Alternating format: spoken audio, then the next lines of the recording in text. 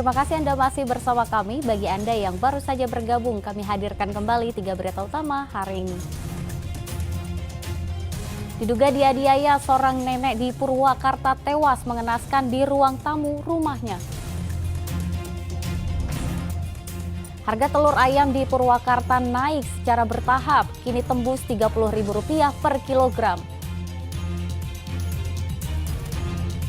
Kementerian Agama Cianjur pastikan pernikahan sesama jenis tidak sah secara agama dan aturan negara.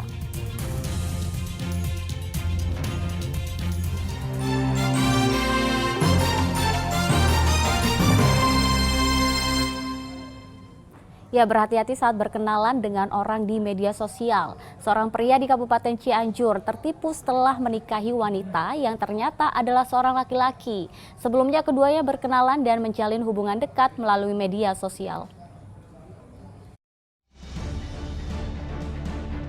Sekilas tak ada yang salah dalam foto pernikahan ini. Bukannya mendapatkan kebahagiaan, namun pernikahan siri yang berlangsung pada 12 April 2024 di Kabupaten Cianjur justru berakhir dengan terbongkarnya kasus penipuan. Pasalnya, mempelai pria ternyata tertipu karena yang dinikahinya ternyata bukanlah seorang perempuan melainkan berjenis kelamin laki-laki. Hal itu terbongkar setelah pihak keluarga menelusuri latar belakang istri sang anak yang mengaku bernama Adinda Kenza. Keduanya berkenalan dan menjalin hubungan dekat selama 1 tahun melalui media sosial. Namun selama itu pula, pria berinisial ESH selalu mengenakan busana muslim lengkap dengan cadarnya. Pernikahan itu kurang teliti lah gitu dari pihak keluarga. Ternyata orang tersebut adalah laki-laki. Tujuannya ini penipuan atau pemerasan terhadap keluarga korban. Meski pernah melaporkan kasus penipuan yang dialami dan pelaku ESH sempat diamankan di Mapolsek Naringgul, namun pihak keluarga mempelai pria merasa iba dengan kondisi latar belakang pelaku. Akhirnya kasus ini tak dilanjutkan ke ranah hukum. Rendra Gozali melaporkan dari Kabupaten Cianjur. Kita ke informasi berikutnya. Kementerian Agama Cianjur memastikan pernikahan pasangan sejenis di Desa Wangunjaya, Kecamatan Naringgul, Kabupaten Cianjur tidak tercatat di kantor urusan agama. Kemenak Cianjur berkoordinasi dengan petugas KUA untuk mencari tahu siapa saja yang terlibat dalam pernikahan tersebut. Sebelumnya kejadian serupa juga pernah terjadi beberapa bulan yang lalu di wilayah Kecamatan Sukaresmi. Namun menurut Kemenak, pernikahan pasangan sejenis dinilai tidak sah baik secara agama maupun secara aturan negara. KUA Naringgul bahwa pernikahan itu sama sekali tidak tercatat di kantor urusan agama.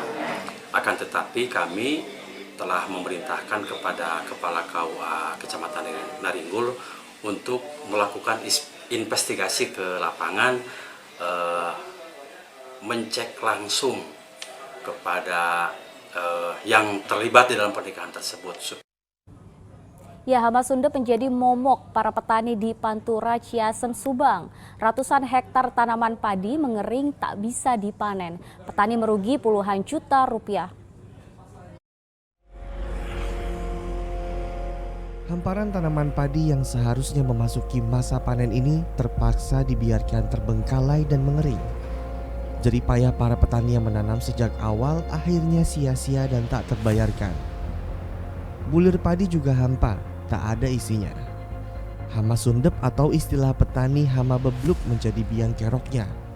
Jumlah tanaman padi yang puso di Kecamatan Ciasem, Subang mencapai sekira 200 hektar. Terparah dialami para petani di blok pesawahan Desa Ciasem Hilir dengan areal puso mencapai 70 hektar. Oh, sawit ini kena hama sundep, gagal panen semuanya. Kira-kira sampai 200 hektaran lebih lah, daerah Duku, daerah Ciasem semuanya. Yang nyerangnya dari bawah, lalu ininya nggak bakal jadi, habis kena bebeluk ya. Padinya jadi nggak tumbuh? Iya, padinya nggak tumbuh, mati ya. Petani kalau per hektarnya dapat cuma 1 hingga 2 ton. buat modal itu aja nggak pulih. Nah, dengan seperti ini Iya. kerugian berapa kan? Ya nyampe puluhan juta lah per hektar. Gagal panen membuat para petani gigit jari. Terbayang sudah kerugian puluhan juta. Hamparan tanaman padi yang puso akhirnya dibiarkan saja dan sebagian dimanfaatkan warga sekitar untuk pakan ternak. Tak banyak yang bisa dilakukan selain menunggu bantuan modal sambil berharap Pemda dan dinas terkait lebih serius menangani hama sundep agar nasib petani tak makin terpuruk.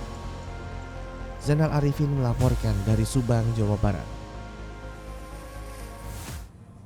Lebaran sudah usai, namun harga telur tak kunjung turun. Harga telur ayam di Pasar Rebo Purwakarta sudah Rp30.000 per kilogramnya. Pembeli pun makin sepi. 3 hari ini pedagang telur di Pasar Rebo Purwakarta tak banyak melakukan transaksi. Kenaikan harga telur yang sudah 2 kali terjadi membuat pembeli makin sepi. Sebelumnya harga telur Rp28.000 per kilogram, kini naik menjadi Rp30.000 per kilogram, naik Rp2.000 per kilogram. Minggu kemarin di harga 20.000, minggu kemarin lah 27, 28, terakhir 29, sekarang 30. Ini apa sih penyebab kenaikan kan?